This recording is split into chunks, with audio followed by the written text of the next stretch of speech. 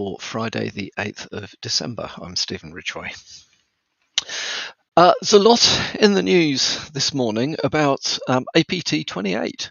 So APT28, otherwise known as Fancy Bear, Strontium, or apparently also Forest Blizzard. I keep making up these names. I call them APT28. I have known them as Fancy Bear, but it doesn't really matter. It just depends whose threat reports you're reading as to what they call them. Same group though. They are, as I think we briefly spoke, was it yesterday? I can't remember, but quite recently we've been speaking about them. They've been very, very busy, but a lot of the stuff they've been doing has now come to light. They are part of the Russian General Staff main intelligence directorate, which is otherwise known as the GRU. So they are well funded and they are military, which means their motivations are directed for political and military strategic reasons and not primarily criminality. So there is a report which I came across on Security Affairs. As always, we'll link these articles so you can have a read yourselves. However, it looks like over at least the last 20 months, APT 28 has been targeting 30 or more organizations, 14 nations, and they are all, what they're aiming for is to get strategic intelligence that's useful to the Russian government and the military. So they've been focusing on European NATO members, and they've also been, they've been having a go at the NATO Rapid Deployable Corps. So they're actually looking to, they're not just looking generically, they're actually looking at other military targets for their attacks as well. They were an extensive user, or still are, I think, an extensive user of Microsoft Outlook's 0 day, which is being tracked as CVE 2023-23397. And that has been used as an entry point to basically gain access to the information they need. It's a lot of this stuff is based around spear phishing. We've got another article which I'll talk about in a minute, which goes into that in a little bit more detail. They are effectively, in this case, using the Outlook flaw to hijack Microsoft Exchange accounts and steal sensitive information. So we know that in October, the French National Agency for Security of Information Systems, which is ANSSI, reported that AP28 have been targeting multiple French organizations, including government entities, businesses, universities, research institutes, think tanks, and so on. I think we mentioned that before. So it is definitely a very broad campaign that is being run by APT28, and they are very competent, very well motivated, very well funded, and as you know, the clues in the name, they are persistent. If they want to get you, they will keep on trying until they do, or they will just keep on trying. So I think this is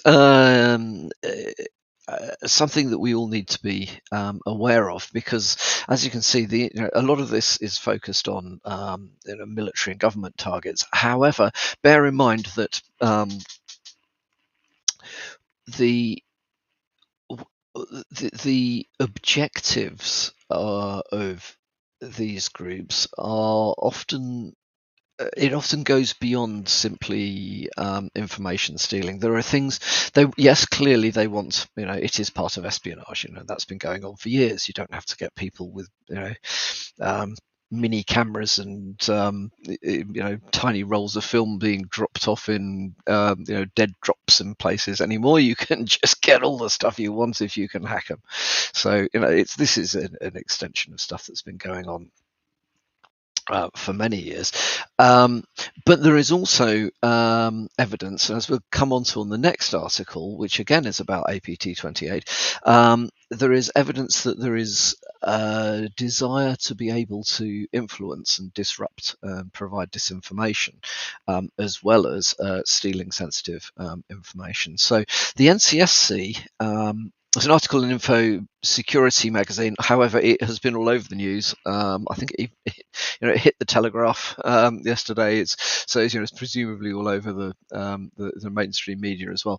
But the NCSC, which is part of GCHQ, as I'm sure most of you know,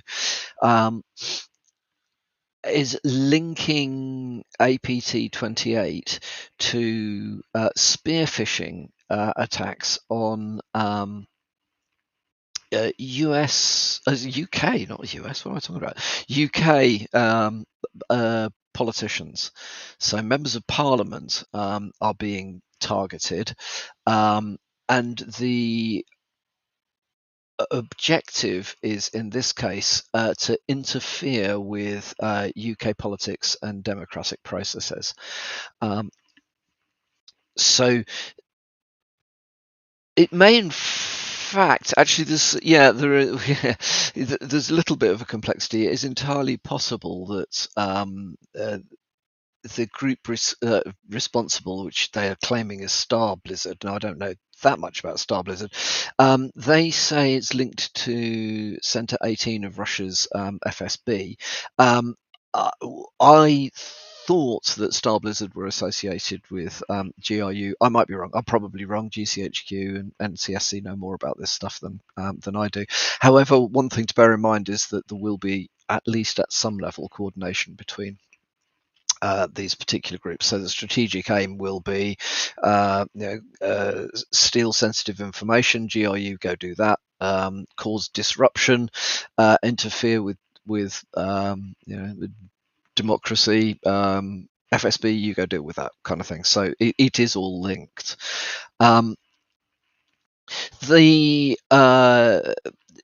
This particular set of attacks, or this particular campaign, is aiming at universities, journalists, public sector entities, NGOs, and other civil society, as they say in the article, organisations involved in UK democracy, as well as directly targeting MPs. It is not it's not limited to the UK. There is information from the Five Eyes group that this is going on in the various Western democracies at the moment. What can you do about it? Well, actually, quite nicely, the NCSC has published guidance for high-risk individuals on protecting your accounts and devices. There's nothing revolutionary in here. Protecting accounts, they talk about using strong passwords, enabling 2FA or MFA, reviewing your social media use and settings, and reviewing which messaging apps you use and what you use them for. For protecting devices, install updates.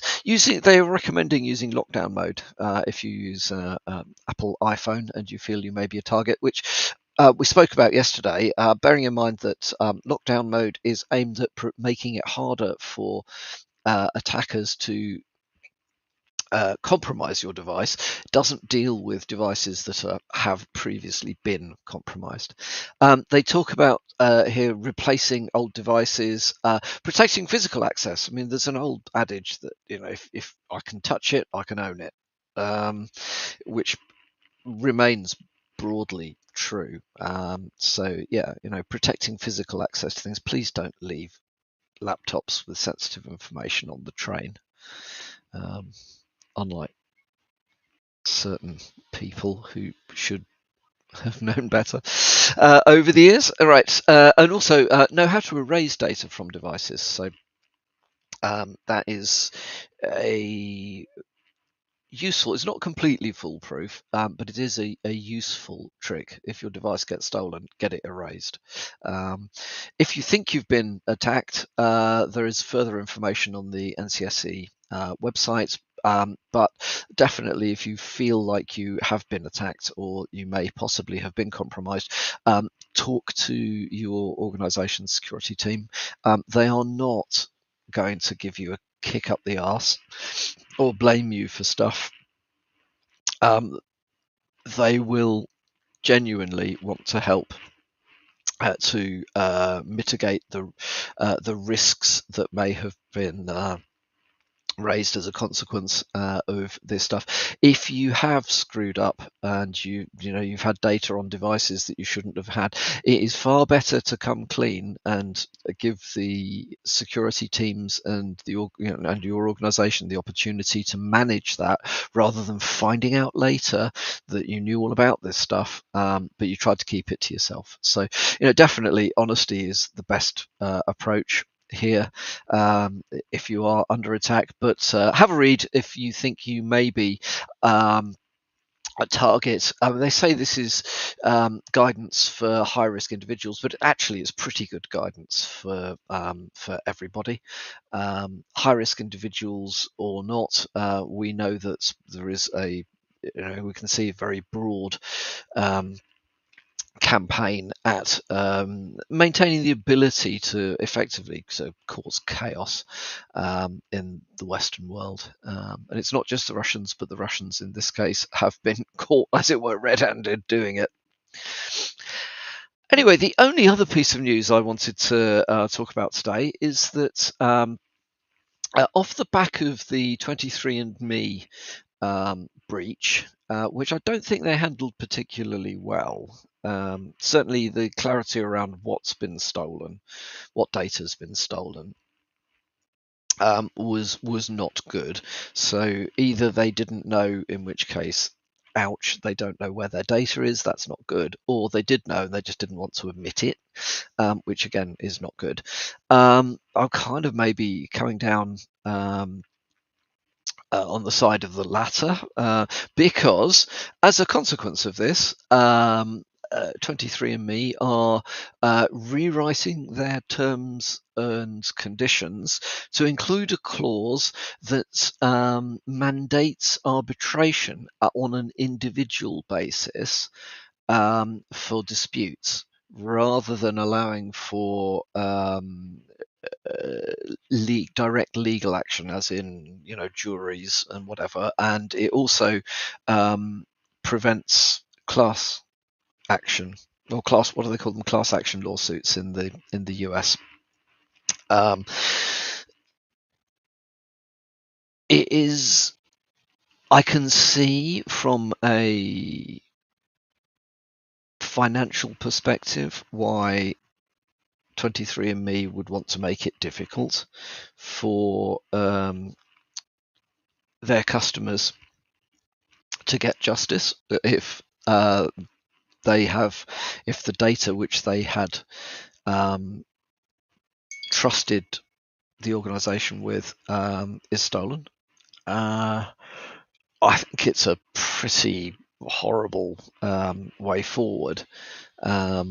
Clearly, something like a class action lawsuit is much easier to fund and much easier to effectively has much more clout than lots of little arbitration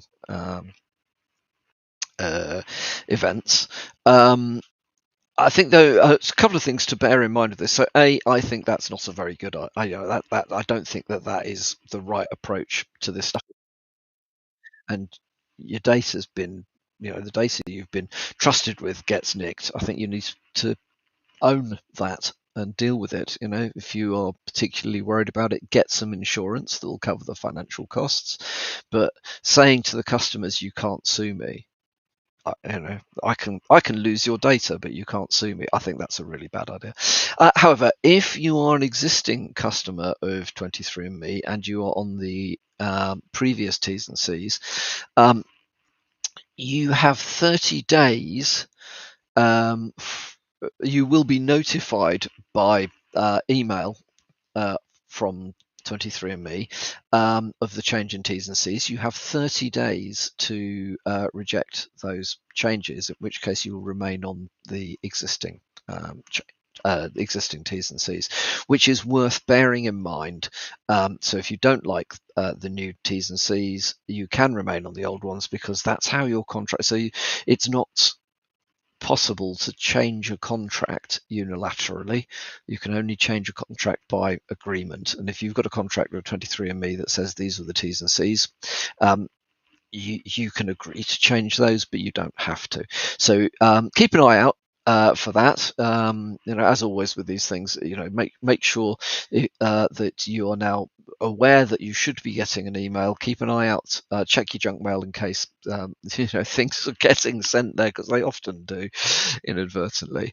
And if it was me, well, I don't use 23 and me, but if it was me, I would reject the change in T's and C's. I think the previous ones, which gives I think a reasonable legal recourse in the case of the company not behaving well,